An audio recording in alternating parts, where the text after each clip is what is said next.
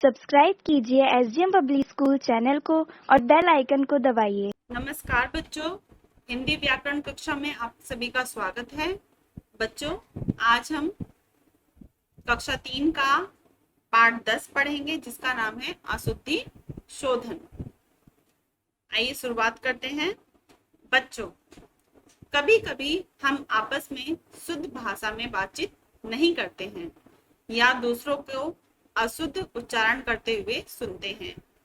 ऐसे समय में उनके द्वारा बोले गए शब्द या वाक्य सही नहीं लगते हैं। जैसे, तुम्हारे को कौन सा फूल पसंद है?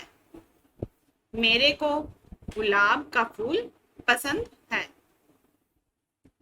इन दोनों बच्चों की बातचीत में शुद्ध भाषा का प्रयोग नहीं हो रहा है।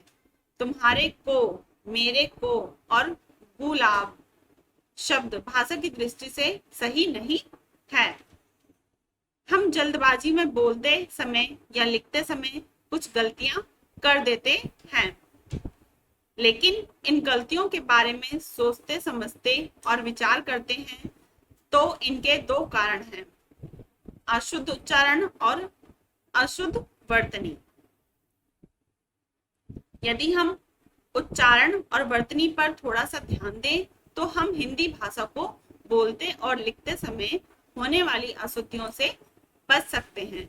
यदि हम शब्दों या वाक्यों का शुद्ध उच्चारण करेंगे तो निश्चित रूप से शुद्ध शब्द का और वाक्य बोलने और वाक्य लिखने में भी सरलता अनुभव कर सकेंगे।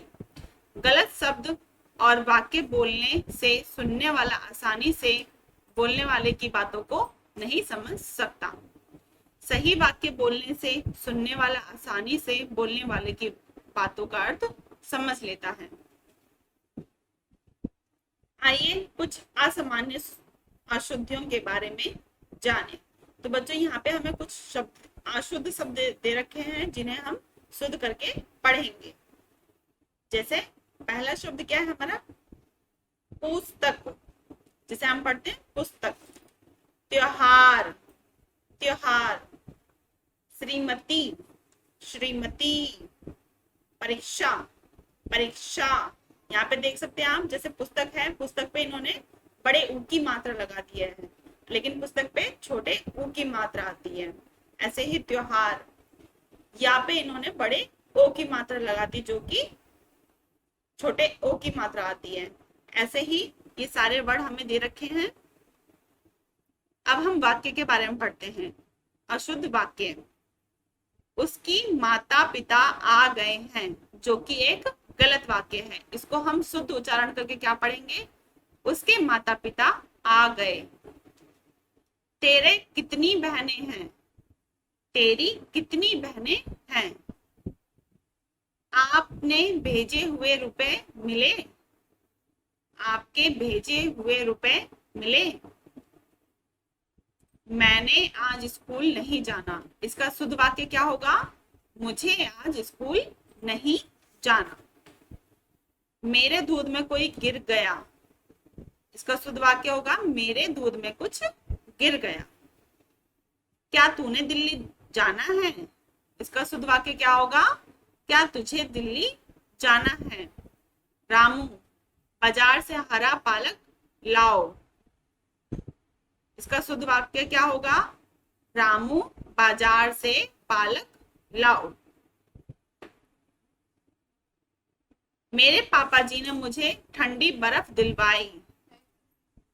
इसका शुद्ध वाक्य होगा मेरे पापा जी ने मुझे बर्फ दिलवाई।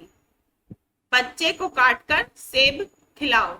इसका शुद्ध वाक्य होगा बच्चे को सेब काटकर खिलाओ। उसने मंदिर नहीं जाना है। इसका शुद्ध वाक्य है उसे मंदिर नहीं जाना है। आओ गुनगुनाएं। शब्द और वाक्यों को पढ़ो ध्यान से, शुद्ध लिखो फिर अपने ज्ञान से। तो बच्चों, इस पाठ में हमने शुद्ध अशुद्ध शब्द के वाक्य और शब्दों के बारे में पढ़ा।